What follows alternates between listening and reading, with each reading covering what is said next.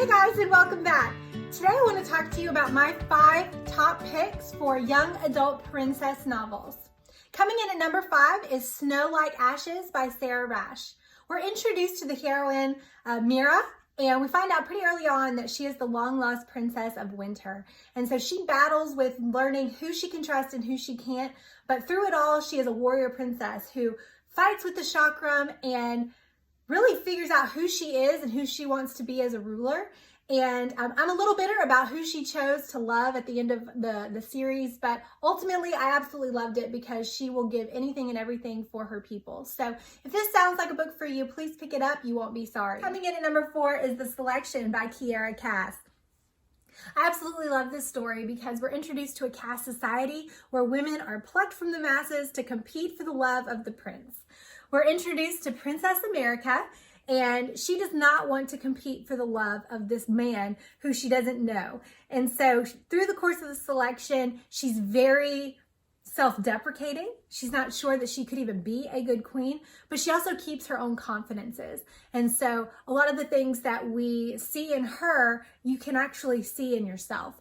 And so the reason why I love her is because she doesn't have magical powers. She doesn't have, any strength as far as being a warrior or a soldier, but she does have a really good mind, and she uses it throughout the course of her selection.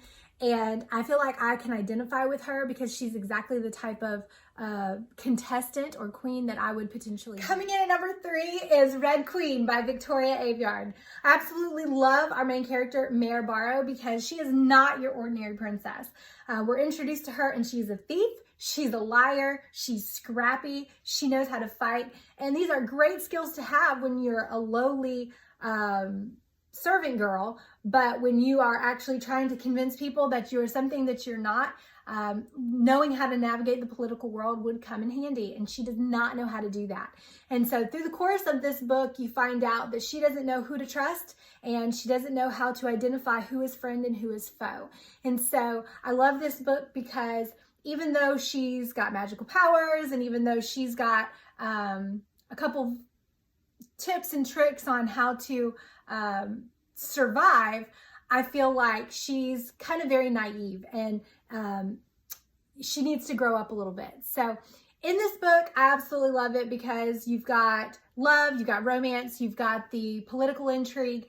Please pick it up. You won't be sorry. Victoria Aveyard's Red Queen. Coming in at number 2 is The Kiss of Deception by Mary E. Pearson. We're introduced to Princess Leia, and she doesn't need a man to identify as a princess because she already is one. She doesn't want to marry this arranged marriage that has been planned for her, so she decides to flee and just stay away from her family. She's going to make it on her own and be independent.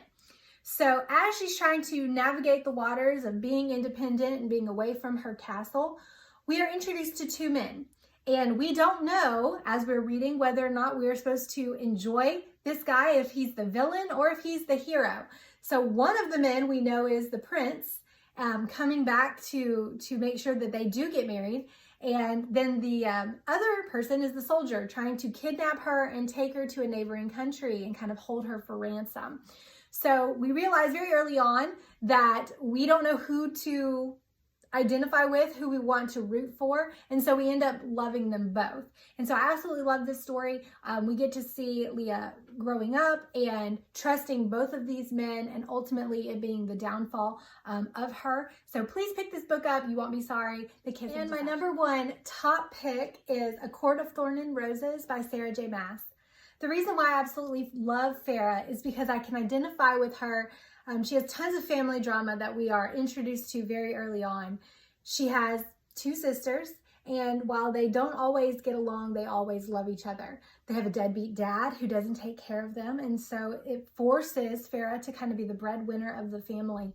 And she ends up, through a series of unfortunate events, being taken to the fairy side of the world and forcing her to stay with someone that she doesn't know. You start out and you think you like Tamlin, you think that he's a good guy, but ultimately he kind of falls flat. And so we are introduced to a world where she's feeling very isolated, very alone, and she doesn't have anyone to identify with or to confide in.